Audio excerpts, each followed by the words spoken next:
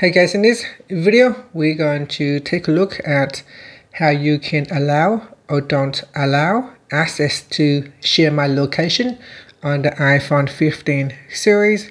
First, let's go back to the home screen by swiping up at the bottom of the screen. Now from the home screen, tap on settings. Then in the settings page, we scroll down and then tap on screen time.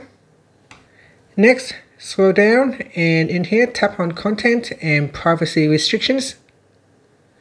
Then we go to the privacy section and in here scroll down, then tap on share my location.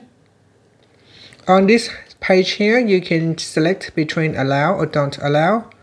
Now select one of the options and then tap on the back key to go back to settings or swipe up to return back to the home screen.